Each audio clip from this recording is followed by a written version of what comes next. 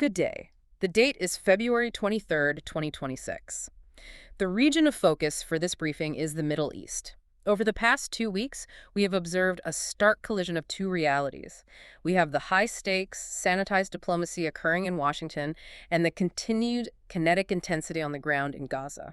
It is a highly volatile picture. Our mission for this deep dive is to cut through that noise and simply present the facts to you as they stand.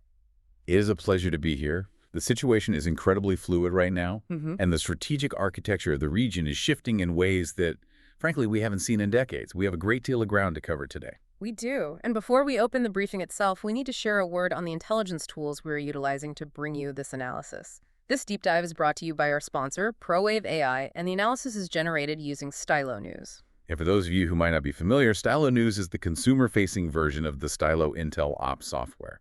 That is a tool designed specifically for enterprise-level operations. We are talking about government agencies, military commands, and high-level corporate intelligence. Exactly. So effectively, you are getting access to the very same grade of intelligence tool that is designed to support global decision makers. It aggregates data from hundreds of traditional news sources and social media to identify patterns that standard reporting might miss. Which brings us to the title of today's briefing. 47 nations, $17 billion. One question. Can Gaza be stabilized? Let us begin with the diplomatic front in Washington. On February 19th, a highly significant summit took place. This was the inaugural meeting of the Board of Peace convened by U.S. President Donald Trump. And the headline number coming out of this is, well, it is staggering. $17 billion pledged. It is a massive figure. To put that $17 billion into perspective for you, it completely dwarfs the annual GDP of many smaller nations. This is not just a standard aid package. It is effectively a financial shock and awe campaign. Breaking that figure down, our sources show $10 billion from the United States and $7 billion from 9 other participating nations. The stated mission here is reconstruction, security stabilization, and political progress. But of course, capital is only effective if you have a cohesive coalition to manage it. So let us look at the attendance. Who exactly was in the room? Right, and that is where the diplomatic picture gets quite complicated. We saw representatives from 47 nations in total. Israel was present, which is obviously crucial. Several key Arab states were also at the table, which signals at least some level of regional buy-in. But perhaps more telling, based on the source data, is who was not fully participating. Precisely. Your traditional Western allies, France, Germany, and the United Kingdom, they were notably absent from full participation.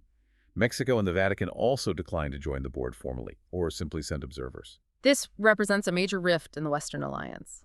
What is the precise reasoning behind these traditional heavy hitters sitting this out? It comes down to the architecture of the agreement itself. This Board of Peace operates entirely outside the traditional framework of the United Nations. The European powers you mentioned have expressed deep concern that this sidelines established international mechanisms. So their fear is essentially that if the U.S. can simply buy a new coalition with $17 billion, it renders the UN Security Council irrelevant. That is the core anxiety, yes.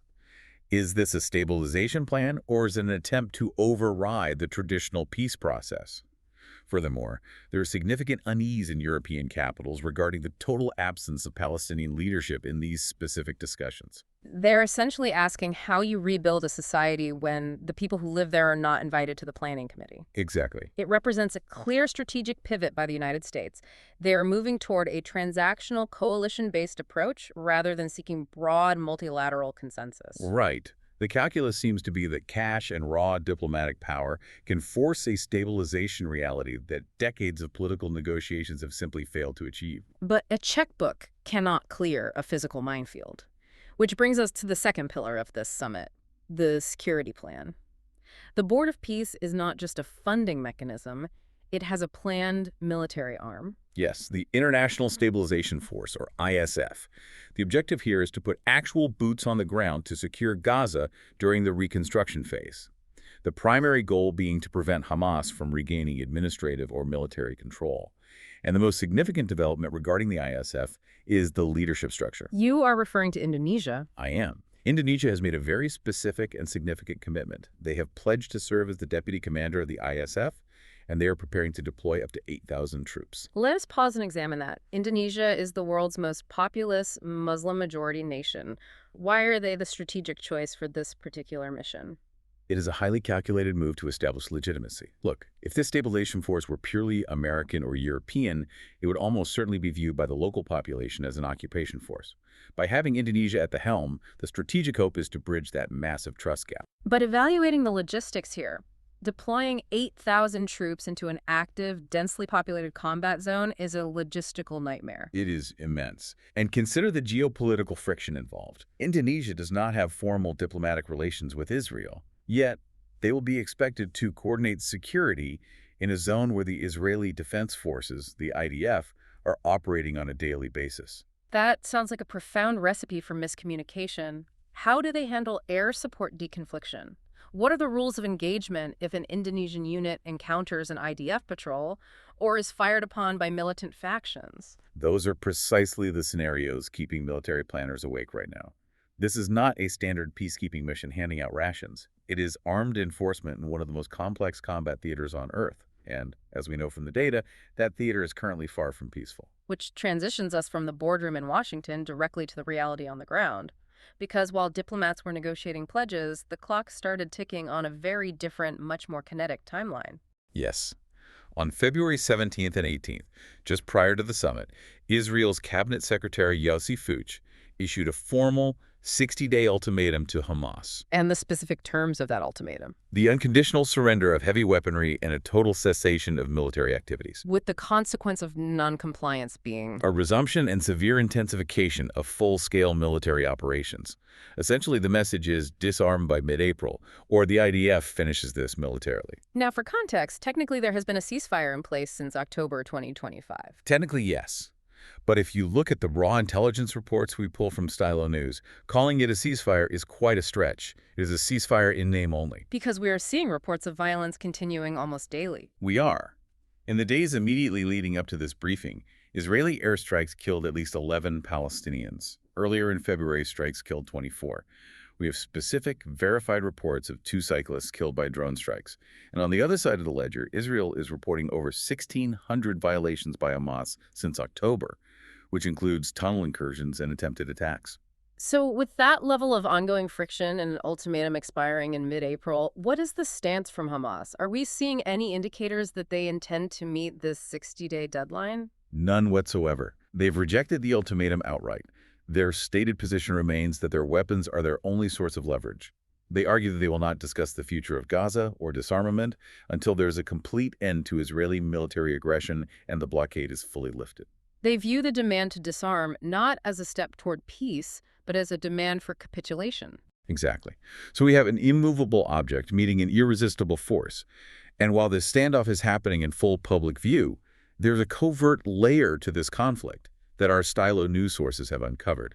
And this is where the intelligence analysis gets particularly critical. You are referring to the reporting regarding the yellow line and the militia strategy. Let us unpack that for our listeners. First, what exactly is the yellow line? Imagine a line drawn directly through the rubble of the territory. It is not a formal border, it is a tactical demarcation of control.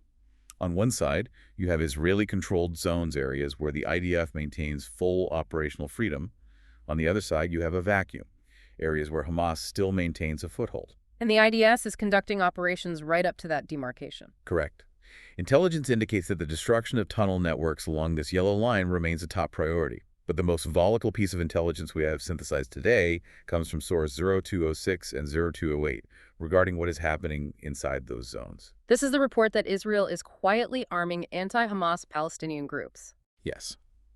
The intelligence indicates that Israel is currently supplying weapons, ammunition, medical aid, food, and even commodities like cigarettes to Palestinian militias within Gaza who are actively hostile to Hamas. From a strategic standpoint, that sounds incredibly risky. We have seen that specific strategy arming local factions or warlords backfire historically in theaters like Afghanistan or Iraq. It is often referred to in intelligence circles as a chaos strategy.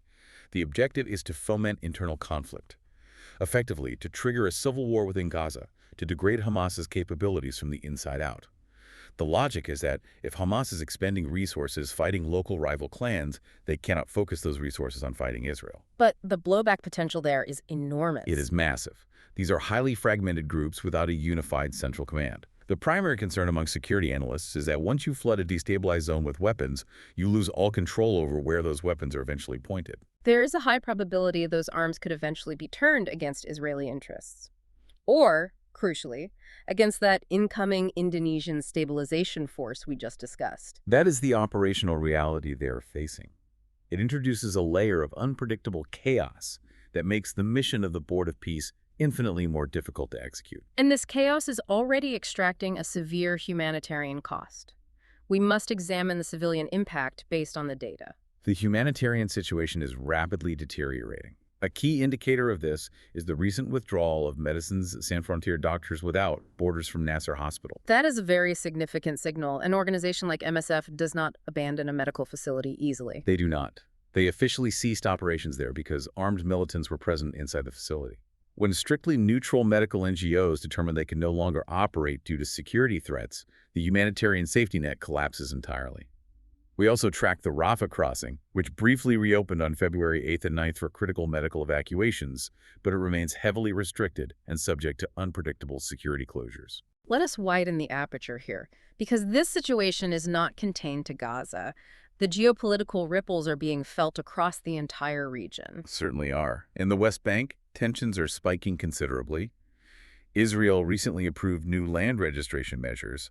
The Palestinian Authority views these measures as de facto annexation, which is further inflaming an already volatile situation there. And looking to the northern border. Lebanon remains a critical flashpoint. Cross-border skirmishes are continuing.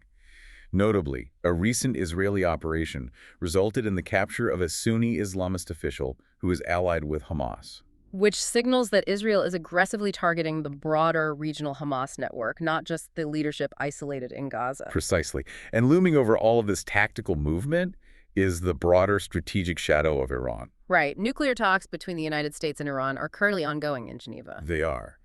But Israel is monitoring those talks with deep skepticism. Skepticism might be putting it mildly based on Prime Minister Netanyahu's public statements. True. His position is unequivocal. Any deal that fails to address Iran's ballistic missile program and their ongoing financial and military support for proxy groups like Hamas and Hezbollah is entirely insufficient. The Israeli fear is that the U.S. might trade immediate regional security for a temporary pause in nuclear enrichment.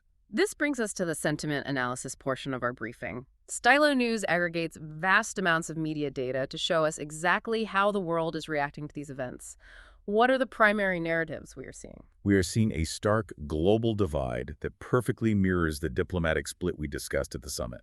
If you looked at Western and Israeli security sources, publications like the Jerusalem Post or WorldNet Daily, they focus heavily on the absolute necessity of disarmament. Their core narrative being that the tunnels remain an existential threat, Iran is the ultimate instigator, and therefore the military ultimatum is entirely justified. Exactly.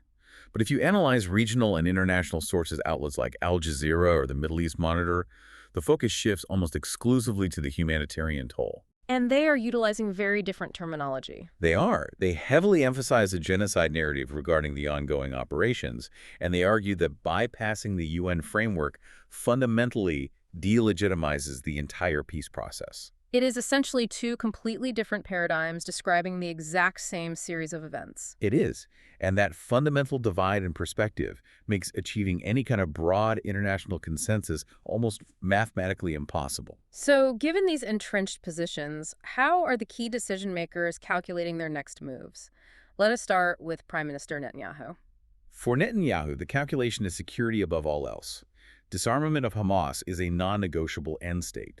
He appears entirely willing to proceed unilaterally or strictly with the U.S. coalition if he deems the UN framework ineffective.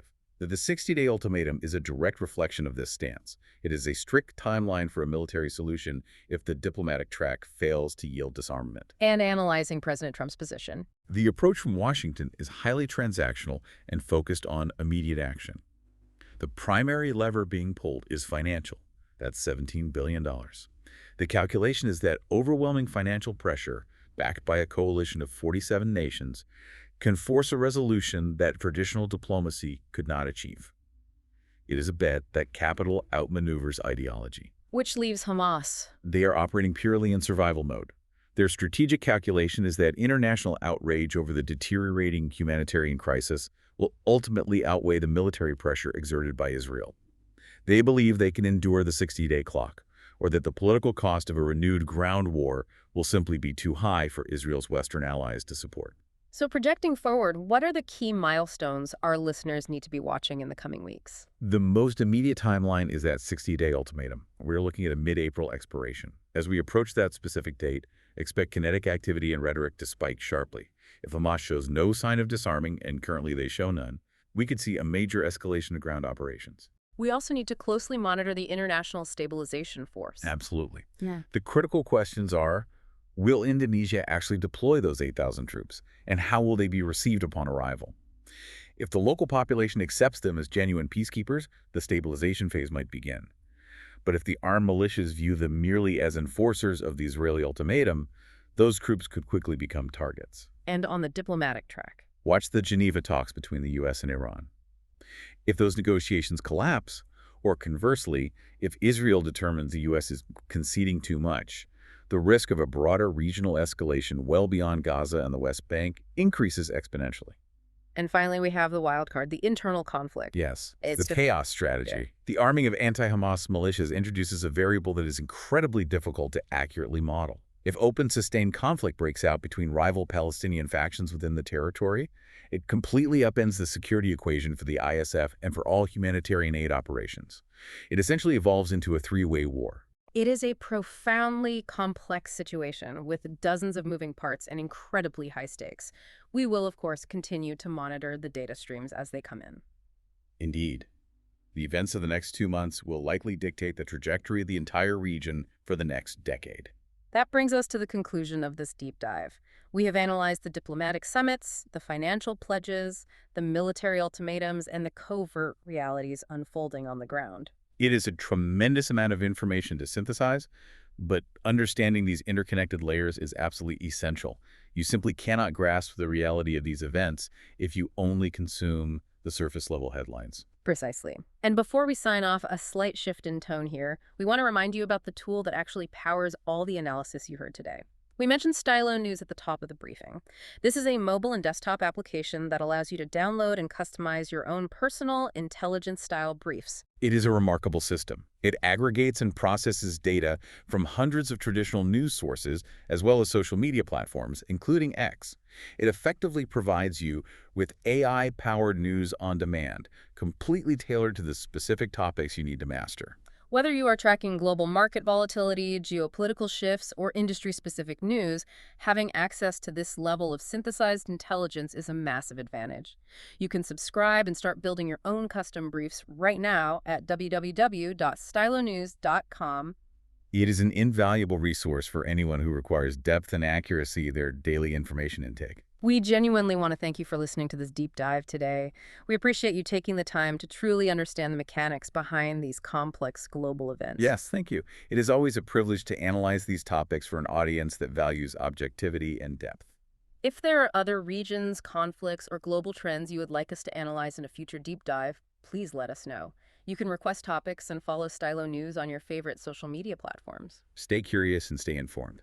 Until next time, goodbye.